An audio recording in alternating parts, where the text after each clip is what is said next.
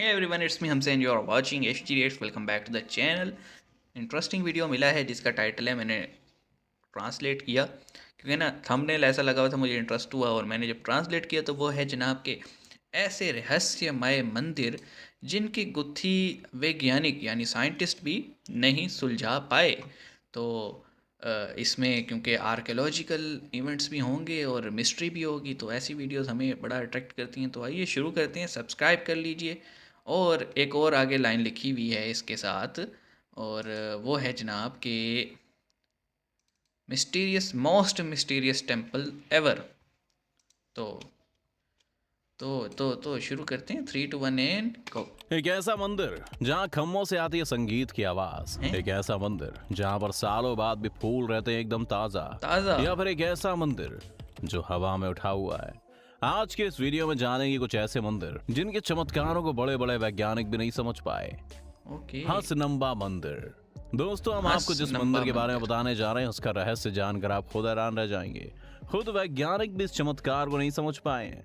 ऐसा एक स्थान कर्नाटक के हासन जिले में है। कर्नाटक। दोस्तों, हिंदू कैलेंडर के अनुसार ये मंदिर साल में एक बार अश्विन महीने से पहले गुरुवार को सिर्फ एक मतलब सप्ताह के लिए श्रद्धालुओं एक के ही लिए दिन के खोला लिए जाता खुलता है है। क्या? इस दौरान इस मंदिर में हसनंबा जात्रा महोत्सव मनाया जाता है। उसके बाद इस मंदिर के कपाट फिर से बंद कर दिए जाते हैं और कपाट ताला। बंद करते टाइम यहाँ पर एक दीपक जला दिया जाता है और माता को ताजे फूल चढ़ाए जाते हैं और प्रसाद ओके। चढ़ाया जाता है।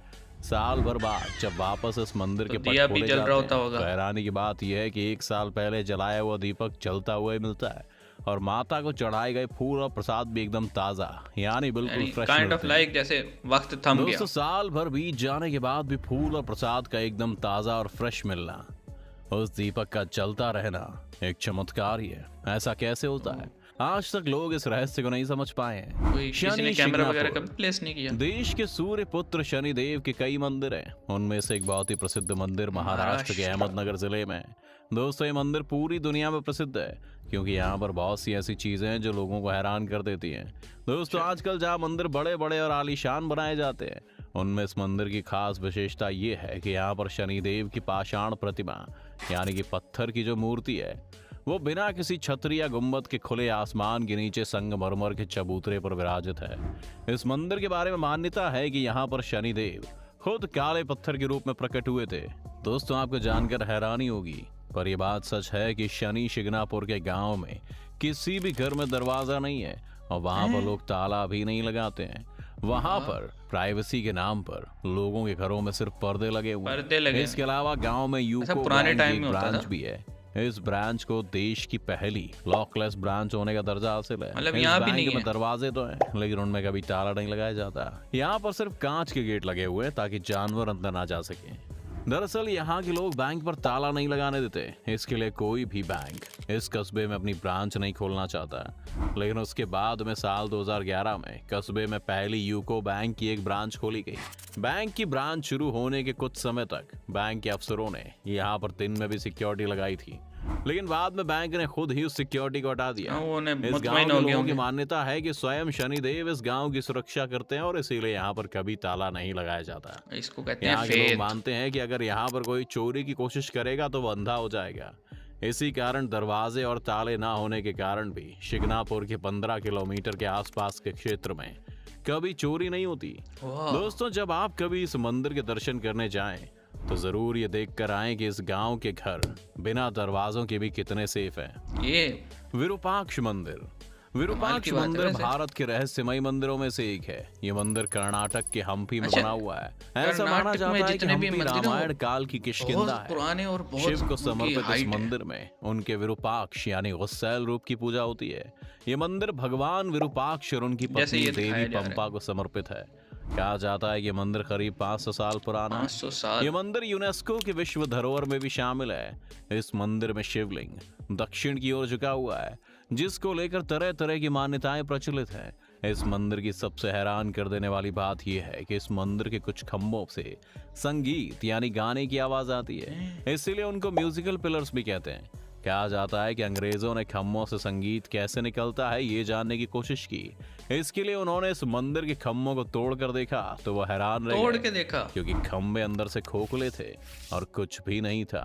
इस रहस्य का आज तक पता नहीं चल पाया और इसीलिए इस रहस्यमय मंदिर लेकिन कहा जाता तोड़ना है नहीं चाहिए था खंबे को, लेपाक्षी और भी तो मंदिर। तरीके थे। दोस्तों, आंध्र प्रदेश के अनंतपुर जिले का लेपाक्षी मंदिर अपने हैंगिंग पिलर्स की वजह से पूरी दुनिया में मशहूर है। दोस्तों, इस मंदिर में 70 से भी ज्यादा पिलर्स हैं जो कि मंदिर को संभाले हुए हैं। इस मंदिर के बीचों बीच एक नृत्य मंडप है और इस मंडप पर कुल 70 पिलर्स यानी खंबे मौजूद हैं।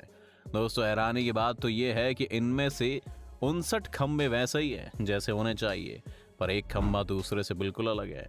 ये खंबा हवा में झूल रहा है, यानी इमारत की छत से तो जुड़ा हुआ है लेकिन जमीन के कुछ सेंटीमीटर पहले ही लगभग खत्म हो गया है, यानी कि जमीन से नहीं जुड़ा हुआ है। दोस्तों, बदलते वक्त के साथ ये अजूबा एक मान्यता बन चुका है। ऐसा माना जाता है कि अगर कोई इंसान खंबे के इस पार से उस पार तक, यानी कि जमीन और खंबे के गैप के नीचे कोई कपड़ा ले जाए तो उसकी सारी मुरादें पूरी हो जाती हैं। इस रहस्य को लेकर Strange। लोगों का मानना था कि शायद इस मंदिर के आधार ये 69 खंबे।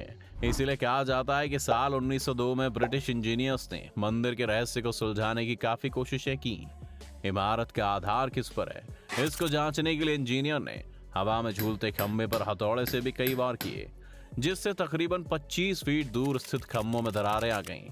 इससे पता चला कि मंदिर का सारा वजन इसी झूलते हुए खंबे पर है और आज तक इस झूलते हुए खंबे का रहस्य किसी को समझ में नहीं सेंटर आया। पॉइंट है क्या? इस मंदिर को हैंगिंग टेम्पल के नाम से भी जाना जाता है। इसके अलावा इस मंदिर में एक ऐसा पत्थर भी है जिस पर एक पद चिन्ह है। इस पद पाँव का चिन्ह के बारे में निशान कहा बहुत बड़ा जाता है है कि यार। माता सीता का है। हैरान कर देने वाली बात यह है कि ये पद चिन्ह हमेशा गीला रहता है। इसे कितना भी सुखा दिया जाए लेकिन इसमें फिर पानी आ अपने आप जाता पानी होगा। भर जाता है। अब तक ये रहस्य बना हुआ है कि आखिर इसमें पानी आता कहाँ से है।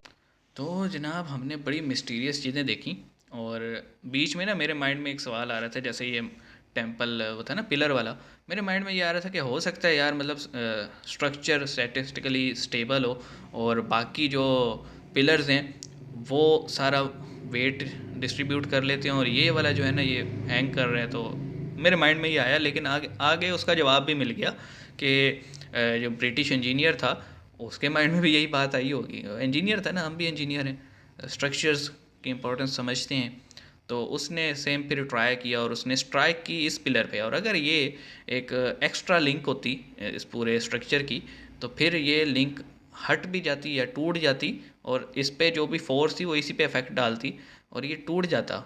लेकिन उसने ये नोट किया, जैसे उसकी फाइंडिंग आगे इन्होंने दिखाई, कि वो स्ट्राइक करता था लेकिन जो वाइब्रेशंस की वजह से जो डैमेज हो रहा था या स्ट्राइक की वजह से जो डैमेज हो रहा था वो आसपास के पिलर्स में हो रहा था जिन पे किसी भी किस्म की फोर्स नहीं लगाई जा रही थी। तो इट वाज लाइक कि ये पूरा स्ट्रक्चर ऊपर से लेके नीचे तक कनेक्ट है, यानी फ्रॉम टॉप टू बॉटम। तो जवाब भी हमें फ़ौरन से मिल गया और काइंड ऑफ स्ट्रेंज था। बाकी वो पाँव का निशान आप देख लें, मतलब एक ह्यूमन फुटप्रिंट ही था, वो तो क्लियर था लेकिन उसका साइज़ बहुत बड़ा था।